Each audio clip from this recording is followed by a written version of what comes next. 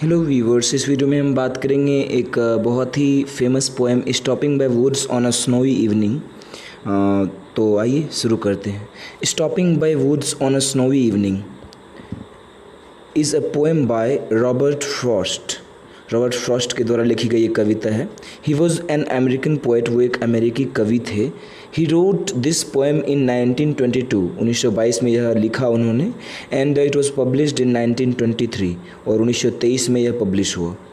It was a part of the collection new Hampshire, उनकी एक collection थी new Hampshire, उसी में ये पब्लिश हुई थी। The speaker of the poem is a traveller, इसमें जो है जो पोएम का स्पीकर है वो एक ट्रैवलर होता है। He stops to watch the snowfall in the forest, वो फॉरेस्ट में रुकता है स्नोफॉल को देखने के लिए, यानी बर्फ़ वर्षा, जो बर्फ़ की बारी जो होती है उसी को देखने के लिए रुकता है। The speaker watch is this incident of snowfall and reflects the beauty of nature, यानी वो इस दृश्य को देखता है और प्रकृति की सुंदरता का वर्णन करता है। The author claimed to have written this poem in one sitting, ऐसा माना जाता है, ऐसा कहा जाता है, या फिर लेखक ने ऐसा दावा किया कि जो है उन्होंने यह एक बार में ही यह कविता लिखी, मतलब कह सकते हैं कि बीच में थोड़ा सा भी रेस्ट गैप नहीं था। It is written in very common writing technique, इसको बहुत ही एक सामान्य सी राइटिंग टेक्निक में लिखा गया है। It is the lines in iambic pentameter, इसकी जो मीट्रिकल जो पैटर्न है कह सकते हैं ये पेंटामीटर में लिखा गया है। The rhyming which it consists of is rubaiyat stanza, rubaiyat stanza का इसका राइमिंग है। The poem starts with the thought of the speaker as he feels that perhaps he knows the honour of the woods, मतलब कवि के नहीं बल्कि speaker के thought के साथ कविता की शुरुआत होती है, जिसमें वो कहता है कि शायद वो उस जंगल के मालिक को जानता है। His home is far away in the village, उसका घर जो है उस जंगल से बहुत दूर है। So the owner would not be able to see, इसीलिए उसका मालिक उसे देखने में सक्षम ना होगा। हिम स्टॉपिंग, उसको रुकते हुए। ही feels that his horse would be surprised, उसे यह भी एहसास होता है कि उसका घोड़ा जो है जो है आश्चर्यचकित हो रहा होगा फॉर दिस स्टॉपिंग, इस रुकने के कारण। Because there is no house nearby, क्योंकि कोई आसपास कोई घर वगैरह कोई फार्म हाउस नहीं था। The only thing which is there is the lake and the forest, बस जो कुछ चीज़ें हैं वहाँ पर प्राकृतिक चीज़ें हैं वो है जंगल और है झील है।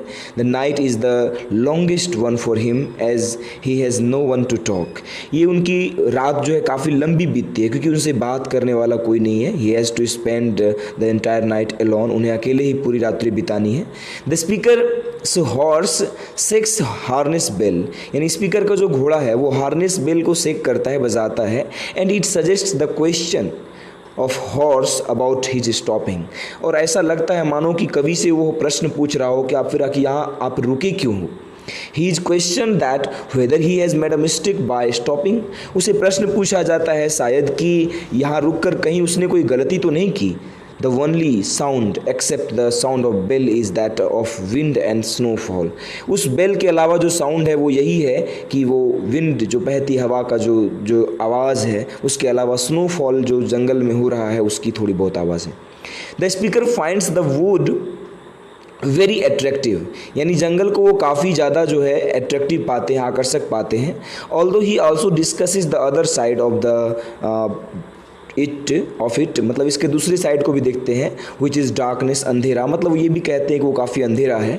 He also wishes to reach his destination and at the same time वो अपने लक्ष्य को पहुंचने की भी बात करते हैं। He is feeling like having rest, मतलब उन्हें मन कर रहा है कि वो आराम करे, बट ही कांट, लेकिन वो नहीं कर सकते, as he has to continue his journey, क्योंकि उन्हें अपनी जर्नी को जारी रखना है, अपनी यात्रा को जारी रखना है। And so in the end of the poem, कविता के आखिरी में, he repeats that he has to travel miles, कि उसे मीलों की दूरी तय करनी है।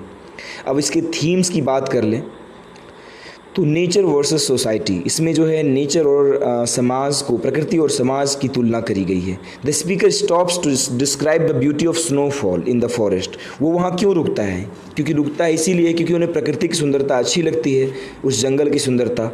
ही is alone in the forest which is a contrast to the society, वो जंगल में अकेला है जो कि समाज के बिल्कुल विपरीत है। समाज में लोग परिवार के साथ समूह में रहते हैं, लेकिन वहाँ वो अकेला है। It is the time of night which again मतलब रात्रि का समय है जो कि फिर से डिपिक्ट्स ए कॉन्ट्रास्ट, फिर से एक विरोधाभास उत्पन्न करता है समाज में। गांव में जो रात्रि में लोग जगे थोड़ी होते हैं, लेकिन वो जगे हुए हैं और प्रकृति की सुंदरता को देख रहे हैं। The both aspects of nature are shown here. इसमें प्रकृति के दोनों पहलू को दिखाया गया है, which are loveliness and fright, इसके प्यारापन को, इसके अच्छाई को भी और साथ ही साथ डर को भी। His pet is also willing to be a part of civilised life, और उसके डिस्क्रिप्शन से ऐसा लगता है मानो कि उसका पेट भी यही चाहता है कि वो सोसाइटी में ही रहे, सिविलाइज्ड लाइफ ही जिए तो अच्छा है।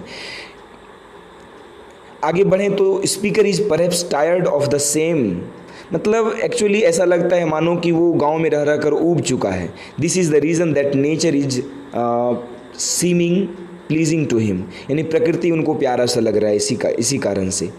The separation which we all have made from the nature, यानी हम लोगों ने जो प्रकृति से एक दूरी बनाई है, इज़ वेरी क्लियर, बहुत ही स्पष्ट है। Even the honour of the woods is not there, यहाँ तक कि उस जंगल का मालिक भी वहाँ नहीं है। एट द सेम टाइम, साथ ही साथ, the speaker is also willing to go to a civilised place, मतलब वो यह भी इच्छा जताते हैं कि वो एक सिविलाइज्ड प्लेस को जाना है, उन्हें जाना चाहते हैं वो। सो वी कैन कंक्लूड, हम इससे यही निष्कर्ष निकाल सकते हैं that the speaker is in love with nature, कि उन्हें प्रकृति से बहुत लगाव है, बहुत प्यार है। But he can't live here for ever, लेकिन वो हमेशा के लिए वहाँ रुक नहीं सकते। He is also feeling cold, उन्हें ठंड भी लग रही है, एंड डार्क, अंधेरा भी जो है उन्हें सता रहा है, डर लग रहा है अंधेरे से। विच इज ए साइन, जो कि एक प्रतीक है, चिन्ह है, that he is missing the civilised life, कि वो सिविलाइज्ड लाइफ को मिस कर रहे हैं, याद कर रहे हैं। अब और थीम्स आप चाहें तो डिस्कस कर सकते हैं, जैसे कि मैंने आपको लिख दिया है, social obligations and personal desire, इसको भी जो है यहाँ पर कंपेयर किया गया है। And at the same time hesitation and choice, यानी जहाँ हिचकिचाहट होती है तो फॉरेस्ट यहाँ पर जो है उनके लिए नेचर जो है हिचकिचाहट टाइप का है। और चॉइस मतलब उसकी जो फाइनल चॉइस है वो सिविलाइज्ड लाइफ ही। Thank you for watching. यदि थोड़ी सी भी आपको वीडियो अच्छी लगी तो अपने दोस्तों के बीच शेयर करें, एंड वीडियो को लाइक करें, जिससे हमें इंस्पायरेशन मिलती है। कमेंट जरूर करें, आपको कोई भी एक्सपेक्ट इसका अच्छा लगा हो, बुरा लगा हो, कहीं पर आप लोग कि मैं अच्छे से एक्सप्लेन नहीं कर पाया, मैं फास्ट बोल रहा हूँ, कुछ भी कर रहा हूँ, तो आप हमें ज़रूर कमेंट करके बताएं। Thank you.